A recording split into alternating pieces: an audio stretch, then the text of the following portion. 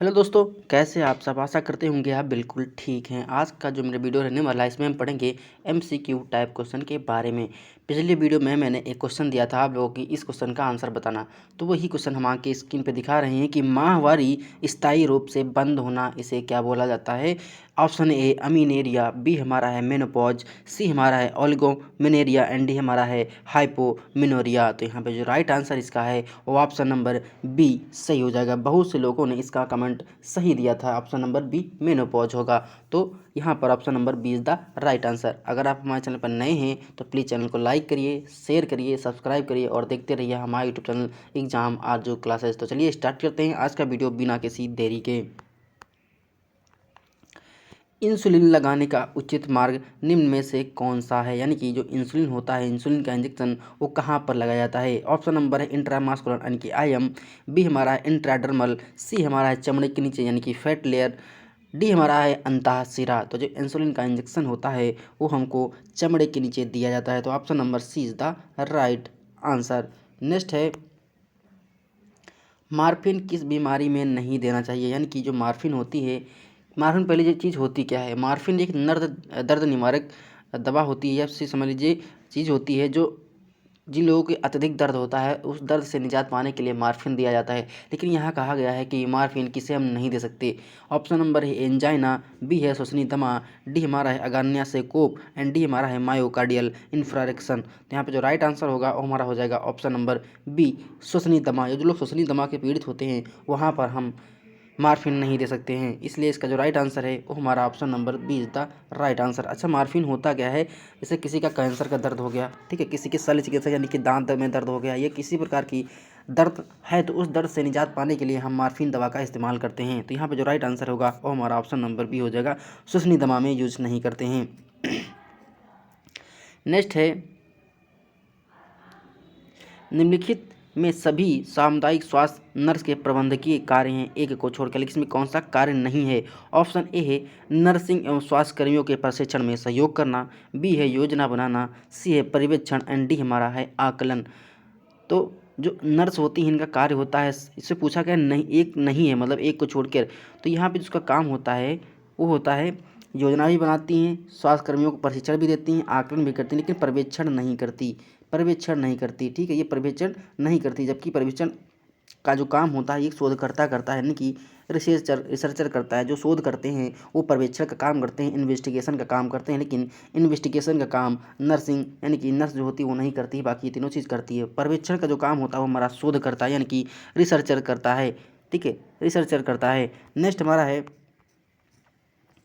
सहयोगी पर्यवेक्षण सभी से जुड़ा हुआ है केवल एक को छोड़कर, यानी कि इसमें कौन सा नहीं जुड़ा हुआ है? ऑप्शन नंबर ए है मौके पर सुधार, बी हमारा है बीसीसी एवं प्रेरण पर जोर, सी हमारा है दंड के लिए सूचना को एकत्रित करना एंड डी हमारा है सही व्यवहार के लिए मदद। तो इसका जो राइट आंसर है वो हमारा हो जाएगा ऑप्शन नंबर सी, दंड के लिए सूचना को एकत्रित करना, ये हमारा सही ऑप्शन होगा। अच्छा, कुछ लोगों को लग रहा हो कि ये आउट ऑफ सिलेबस में नहीं है, क्वेश्चन कहीं से भी पूछ सकता है, क्योंकि स्पेसिफाई तो है कि हाँ ये सिलेबस है, लेकिन सिलेबस में क्या पूछेगा ये किसी को नहीं पता है, कुछ भी पूछ सकता है। नर्स के बारे में से मान लो अभी मैंने बताया कि मुख्य सेवक की क्या जिम्मेदारी होती है, जिम्मेदारी में ऊपर भी हो सकता है कि हाँ एक नर्स है, मिडवाइफरी है, तो उसकी क्या जिम्मेदारी होती है, वो क्या कर सकती है, ये भी तो क्वेश्चन बन सकता है। लेकिन आपको ये लगेगा क्वेश्चन इंपॉर्टेंट नहीं है, लेकिन इंपॉर्टेंट हो सकता है, क्योंकि आपका एग्जाम जब होगा देख लेना इस वीडियो से कुछ ना कुछ, मतलब जो हम वीडियो अलग से बनाते हैं इसमें इक्का दुक्का क्वेश्चन जो फंस तो बहुत बड़ी बात है, आपके लिए बहुत अच्छा साबित होगा। इसलिए आप पढ़ते रहिए, आपको अच्छा लगता है तो ठीक पढ़िए, नहीं अच्छा लगता कोई बात नहीं, आपका जोर दबाव नहीं है, आप यूट्यूब पर फिर ही कहीं जाकर पढ़ सकते हैं। लेकिन आपके लिए चीज़ें इंपॉर्टेंट हो सकती हैं, हम बताते रहते हैं। मेरा सिलेबस लगभग पूरा आज के दिन, कल रात में मैंने वीडियो बनाया था, कल मेरा पूरा लगभग सिलेबस कंप्लीट हो गया। 2 टॉपिक मेरे स्किप है, उसका कंटेंट सही से नहीं मिल पा रहा है, जैसे ही कंटेंट मिलता है मैं आपको उस वीडियो बनाऊंगा, ठीक है। इसलिए आप परेशान मत होइए, आपका सिलेबस पूरा कंप्लीट हो गया है। साथ में हम मॉक टेस्ट भी करवा रहे हैं, फुल लेंथ प्रैक्टिस सेट भी करवा रहे हैं, दोनों अटेंड करिए, आपका एग्जाम अच्छे से निकल जाएगा। और हम आपसे रिक्वेस्ट कर रहे हैं आप डेली रिविजन करिए, सुबह शाम रिवीजन, जब भी मौका पाइए रिवीजन करिए। अगर आप हमारी वीडियो देखने का मौका नहीं पाते तो कान में ईयरफोन लगा के आप कहीं बाहर जा रहे हैं, जॉब पे जा रहे हैं, रास्ते में जा रहे हैं, सीधा सा आप क्या करना है, 2 महीने आपको अंडरग्राउंड रहना है, 2 महीने आपको किसी से नहीं मतलब रखा है, केवल केवल अपने पढ़ाई पर ध्यान रखना है, आपका एग्ज़ाम अच्छे से निकल जाए बस, ठीक है। यही चीज़ें हैं, हम आपको रोज़ बार बार यही चीज़ बताते हैं, लेकिन इस चीज़ का कोई मतलब नहीं है। लेकिन आपको जब रोज़ रोज़ बताएंगे तो आपकी चीज़ें समझ में आएंगी, तो आप अच्छा कर सकते हैं। नेक्स्ट है, देखो ये क्या है, 10 का नियम लागू होता है। जो 10 का नियम होता है ये कहाँ पर लागू होता है? ए है कटे होंठ, बी हमारा है एम्पर फोरेट एनस, सी हमारा TEF एंड डी हमारा है CHD। तो इस क्वेश्चन का आंसर आप हमको कमेंट बॉक्स में बताइएगा कि 10 का जो नियम है ये कहाँ पर अप्लाई होता है। ठीक है, चाहे सही हो चाहे गलत हो, इस क्वेश्चन का आंसर बताएंगे। आप जब आंसर बताएंगे तो मैं बताऊंगा इसका उपयोग आपके सिलेबस में कहाँ पर दिया हुआ है। ठीक है, नेक्स्ट है, अस्थमा के संकेत और लक्षण में सभी शामिल हैं सिवाय की। ऑप्शन नंबर ए सांस लेने में कठिनाई, बी है बुखार, सी है घबराहट एंड डी हमारा है छाती में दर्द। तो अस्थमा जो होता है ये हमारा बुखार शामिल नहीं होता है, लेकिन सांस लेने में कठिनाई होती है, घबराहट होती है और छाती में दर्द होता है। ये हमारे अस्थमा के संकेत होते हैं, बाकी बुखार अस्थमा में नहीं आता। अस्थमा क्या, सांस लेने में दिक्कत होगी, सीने में दर्द होता और घबराहट होगी। जब भाई आपको सांस लेने में दिक्कत होगी तो आपको उलझन होगी, घबराहट होगी। ठीक है, आपका कोई 2 मिनट के लिए आपका आँख मुंह और नाक अगर बंद कर दे तो आपके अंदर छटपटाहट होने लगती है, आपके अंदर घबराहट होने लगती है। तो क्या है, आपके अंदर श्वसन क्रिया नहीं हो पा रही सही से, इसलिए इस चीज़ देखने को मिलता है। नेक्स्ट है,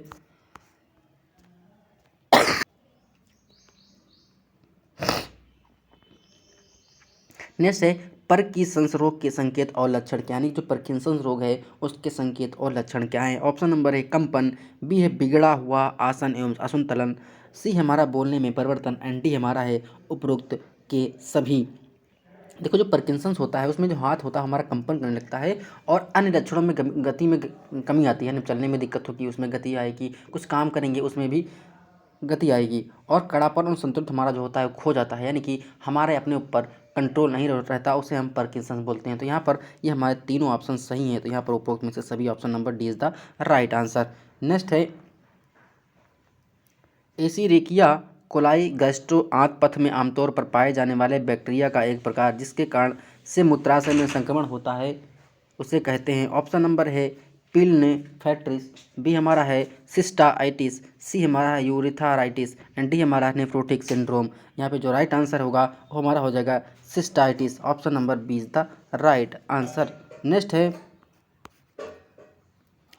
आईसीयू में प्रतिबंधों के अनुचित अनुप्रयोग के कारण रोगी गिरता है, यह निम्न का कृत्य है, यानी कि आईसीयू में जो प्रतिबंध है उसका अनुचित प्रयोग करने के कारण रोगी जब गिरता है तो उसे हम क्या बोलते हैं? आप ऑप्शन नंबर ए आक्रमण, बी हमारा है बैटरी, सी है लापरवाही एंड डी हमारा है धोखाधड़ी। देखो जब आईयूसी में देखो आईयूसी जो हमारा होता है, ठीक है, इसमें अगर उचित प्रयोग नहीं करेंगे तो वहाँ पर क्या होगा, लापरवाही है। लापरवाही की वजह से हम कुछ वहाँ पर अनुचित उपयोग कर सकते हैं, तो वो जो हमारा रोगी गिर जाता है, गिरने का मतलब उसको किसी प्रकार की दिक्कत हो सकती है, वो हमारी लापरवाही श्रेणी के अंतर्गत आई थी। Option number C is the right answer. Next है, एक रोगी को अनिद्रा होने का निदान किया जाता है। अनिद्रा शब्द का अर्थ है, यानी कि जो अनिद्रा होती है उसके क्या अर्थ होता है? ऑप्शन नंबर ए सोचने में असमर्थता, बी है चलने फिरने में असमर्थता, सी है खाने में एंड डी हमारा है सोने में असमर्थता। यानी कि ऑप्शन नंबर डी हो जाएगा। अनिद्रा मतलब नींद ना आना, सोने में दिक्कत होना, सोने में असमर्थता होना, सोने में सही से काम ना करना। नेक्स्ट है, जब पीड़ित 8 वर्ष का लड़का है तो CPR प्रदान करने के लिए उपयुक्त विधि है। CPR प्रदान करने के लिए उपयुक्त विधि क्या है जब बच्चा 8 साल का है? ऑप्शन नंबर है अंगूठा तकनीक, बी है 2 उंगली की तकनीक, सी है 1 हाथ की तकनीक एंड डी हमारा है 2 हाथ की तकनीक। तो ये हमारा ऑप्शन नंबर सी हो जाएगा।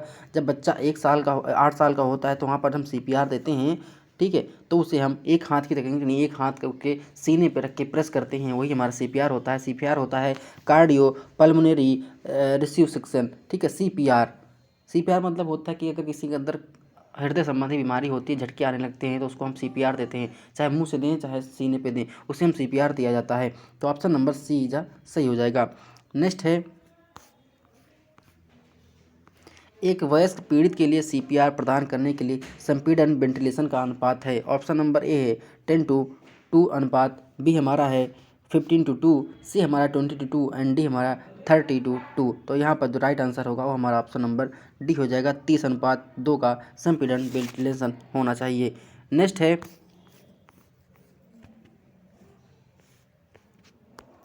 चिंता विकारग्रस्त व्यक्ति में सभी निम्नलिखित लक्षण होंगे सिवाय, मतलब एक नहीं होगा। ऑप्शन ए बढ़ी हुई हृदय गति, बी है तेजी से सांस लेना, सी है नींद में वृद्धि एंड डी हमारा है बेचैनी। तो देखो इसमें क्या है, सभी निम्नलिखित लक्षण होंगे सिवाय नींद में वृद्धि नहीं आती। जो बूढ़े लोग होते हैं देखा होगा मॉर्निंग में 4 बजे जग जाएंगे, ठीक है, मॉर्निंग में जो बूढ़े लोग होते हैं, बुजुर्ग लोग होते हैं, चाहे लेडीज़ हो चाहे जेंट्स हो, वो बहुत जल्दी जग जाते हैं, क्योंकि उनको नींद बहुत कम आती है। नींद इसलिए कम आती है क्योंकि खाना खाएंगे 8 बजे सो जाएंगे तो कहाँ पूरी रात सो पाएंगे, तो 4 बजे उठ जाएंगे, इसलिए उनके नींद में लक्षण दिखते हैं। बाकी ये सब उनकी हृदय गति बढ़ जाती है, बेचैनी, तेजी, ये सब उनकी दिक्कतें हों, लेकिन नींद में वृद्धि नहीं होती है, घट जाती है। नेक्स्ट है शैय्याग्रस्त रोगी को भोजन प्रदान करते समय रोगी को स्थित करने की आदर्श स्थिति क्या है। मैंने ये बताई थी कि अगर कोई रोगी लेटा है, शैय्याग्रस्त मतलब लेटा हुआ है, अगर उसकी आदत में भोजन कराना है, मतलब उस स्थिति में, यानी कि उस सिचुएशन में आपको भोजन कराना है। शैय्याग्रस्त मतलब शैय्या देखा होगा, जो महाभारत में शैय्या पे लेटे थे, उनका क्या नाम था,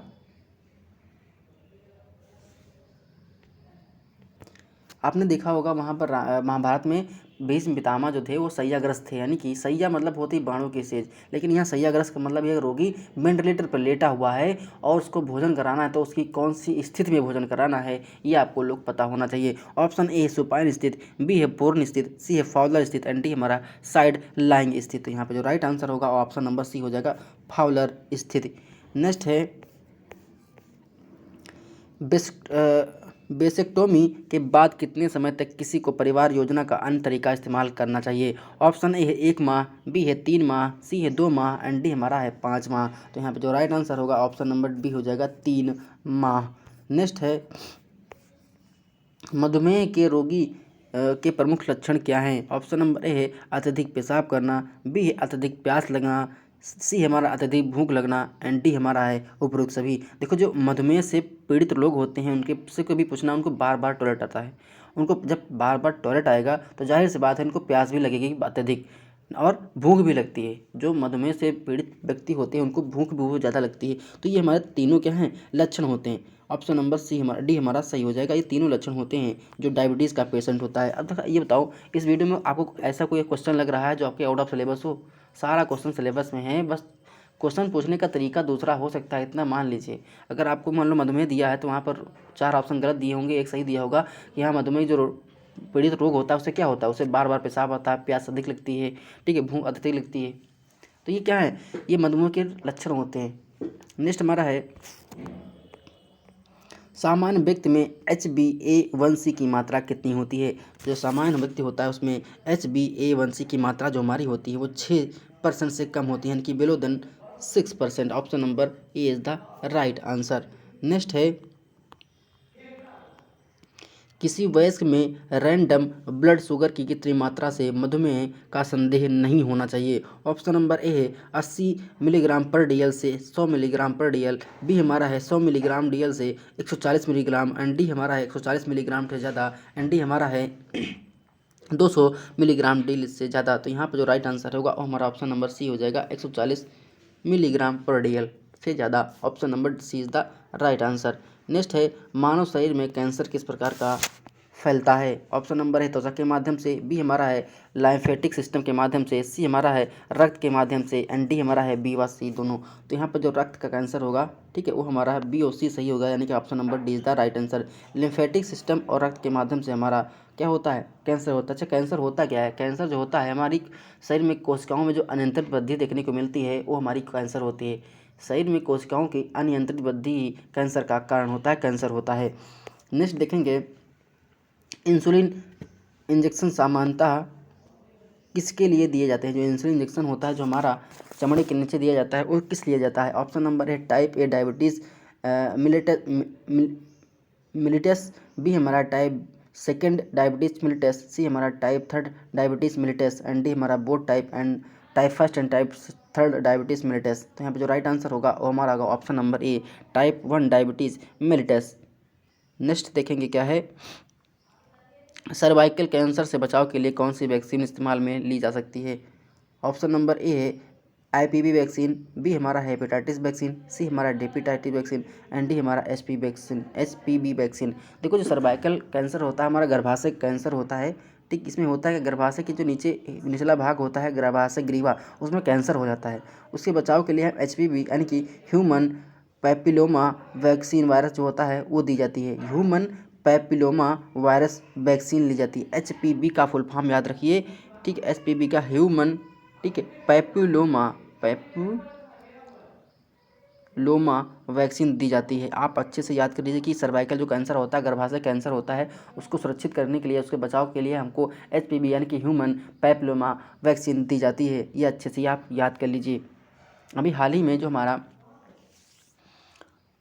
हैदराबाद नहीं सॉरी पुणे का जो सीरम इंस्टीट्यूट है, उसने सर्वाइकल कैंसर के लिए एक वैक्सीन लॉन्च की है अभी हाल ही में। ठीक है, नेक्स्ट देखेंगे क्या है, निम्नलिखित में से कौन सा रक्तस्राव विकार है। ऑप्शन है ल्यूकेमिया, बी है एनीमिया, सी हमारा हीमोफीलिया, एंड डी हमारा है ल्यूकोफीलिया। तो जो रक्तस्राव का विकार है वो हमारे हीमोफीलिया होता है। Option number C is the right answer. Next देखेंगे क्या है, जब 2 GB टीके की आवश्यकता हो तो इसे दिया जाना चाहिए। ऑप्शन नंबर ए है एक साथ विभिन्न जगहों पर, बी हमारा साथ ही एक जगहों पे, सी हमारा IV के रूप में दोनों एक साथ, एंड डी हमारा ए सभी। तो इसका एक साथ विभिन्न जगहों पर, option number A is the right answer. Next है, जब एक शरीर में उत्पन्न प्रतिरक्षी को रोग से बचाव के लिए दूसरे शरीर में स्थानांतरित किया जाता है तो इसे कहा जाता है, क्या कहा जाता है। ऑप्शन नंबर ए सक्रिय प्रतिरक्षा, बी हमारा युद्ध प्रतिरक्षा, सी हमारा निष्क्रिय प्रतिरक्षा, एंड डी हमारा है कोशिका प्रतिरक्षा। तो यहाँ पे जो राइट आंसर होगा ऑप्शन नंबर सी हो जाएगा, निष्क्रिय प्रतिरक्षा। Option number C is the right answer. Next देखेंगे क्या है, मधुमेह मेलिटस आमतौर पर निम्न द्वारा पहचाना जाता है, कैसे पहचाना जाता है। ऑप्शन नंबर ए है श्वेत कमेह, बी हमारा उच्च SGPT, सी हमारा शर्करा में, एंड डी हमारा मूत्र में यूरिया। तो जो मधुमेह मेलिटस की पहचान होती है हमारी ये होती है शर्करा में, यानी ग्लाइसोसूरिया होता है, GLYCOSURI इसे बोलते हैं शर्करा में। ठीक, ग्लाइकोसीरिया बोलते हैं, ग्लाइकोसीरिया। ठीक, ग्लाइकोसीरिया बोलते हैं। GLYCOSURI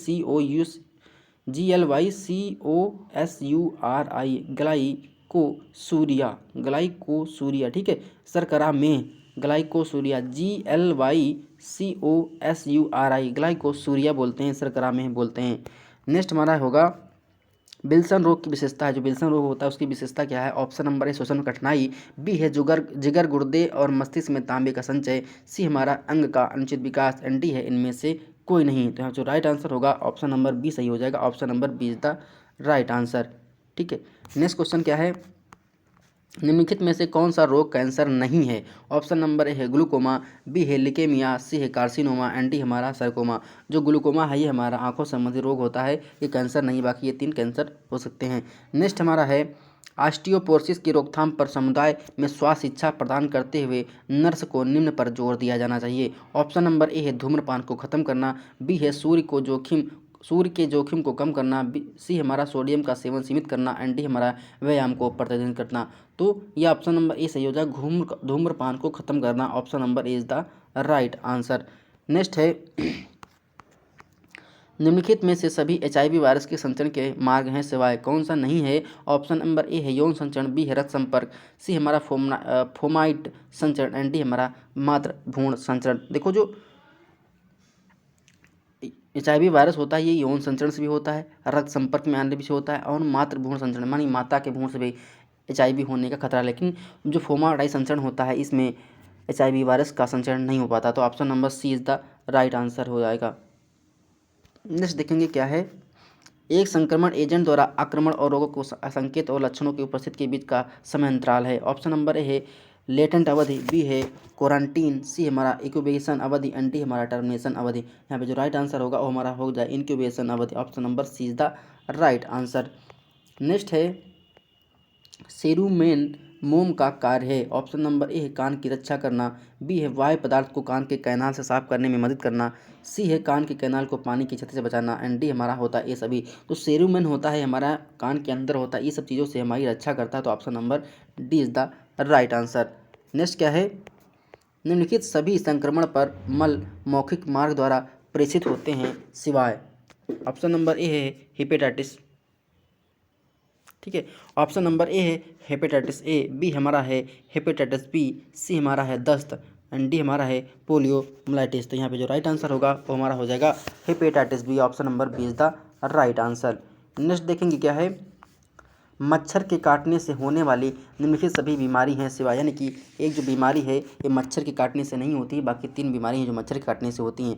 ऑप्शन नंबर ए है लसिका पिलारियसिस, बी हमारा है मलेरिया, सी है डेंगू एंड डी हमारा सार्स। तो सार्स है ये हमारी नहीं होती, बाकी ये 3 हमारी मच्छर के काटने से बीमारियाँ हो जाती हैं। नेक्स्ट है पर्टूटिस को इस रूप में भी जाना जाता है। ऑप्शन नंबर ए आंतों का बुखार, बी हमारा है काली खांसी, सी है जर्मन बुखार एंड डी हमारा है रूबेला। तो पर्टूटिस को हम काली खांसी कहते हैं। डीपीटी यानी कि डिप्थीरिया पर्टूटिस टेटनेस, ये हमारा टीका भी होता है जो काली खांसी का होता है। नेक्स्ट हमारा है निम्नलिखित में से कौन सा रोग स्थित माइट्रल अपर्याप्तता और स्टेनोसिस का एक प्रमुख कारण है। ऑप्शन नंबर ए दस्त, बी हमारा है वात रोगग्रस्त बुखार, सी हमारा टाइफाइड एंड डी हमारा है मलेरिया। यहाँ पे जो राइट आंसर होगा वो हमारा हो जाएगा option number B is the right answer. Next है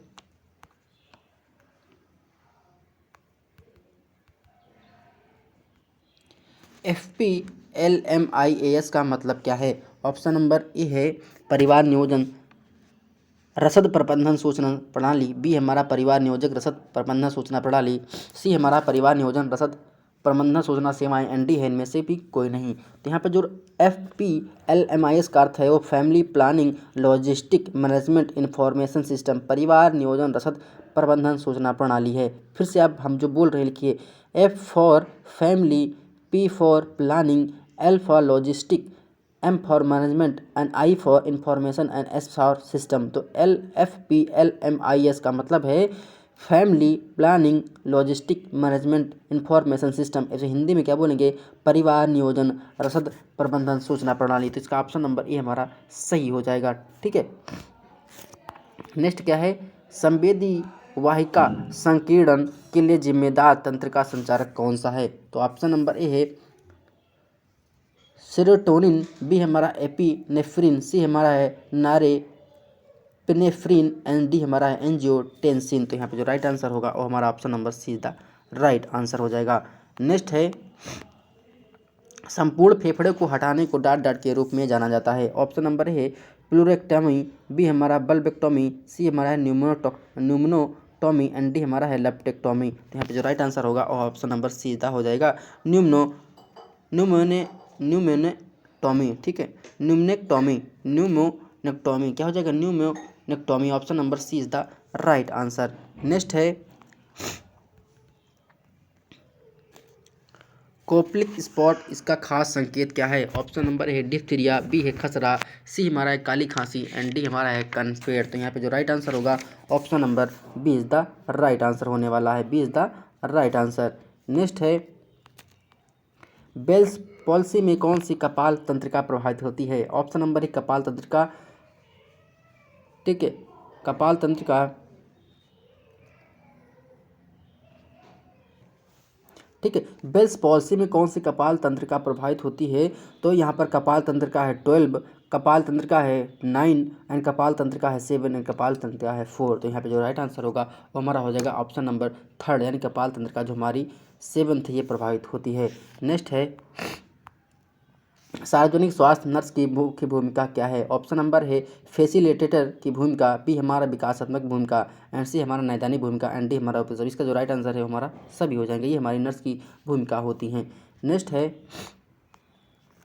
डाट का उपयोग करके निकट दृष्टि दोष मायोपिया को ठीक किया जाता है। ऑप्शन नंबर है बेलनाकार लेंस, बी हमारा अवतल लेंस, सी हमारा है बाईफोकल लेंस एंड डी हमारा है उत्तल लेंस। तो यहाँ पे जो राइट आंसर होगा वो हमारा हो जाएगा अवतल लेंस। नेक्स्ट है रोग से पीड़ित लोगों में दृष्टिगत ऑप्टिक तंत्रिका क्षतिवर्धित इंट्रा आकुलर प्रेशर और संबंध दृष्टि हानि की विशेषताओं से युक्त दृष्टि संबंधी त्रुटियां देखी जाती हैं। ऑप्शन नंबर है ग्लूकोमा, बी हमारा कॉर्नियल डिस्ट्रोफीज, सी हमारा है मोतियाबिंद एंड डी हमारा है केरेटोकोनस। तो यहाँ पे जो राइट आंसर होगा वो हमारा हो जाएगा option number A is the right answer. Next है मृत्यु की कानूनी परिभाषा जो अंग दान की सुविधा प्रदान करती है डाट के बंद होने से संबंधित है। ऑप्शन नंबर ए नाड़ी, बी है श्वसन, सी है परिसंचरण और श्वसन एंड डी हमारा है मस्तिष्क का समग्र कार्य। तो यहाँ पे जो राइट आंसर होगा option number D is the right answer. Next है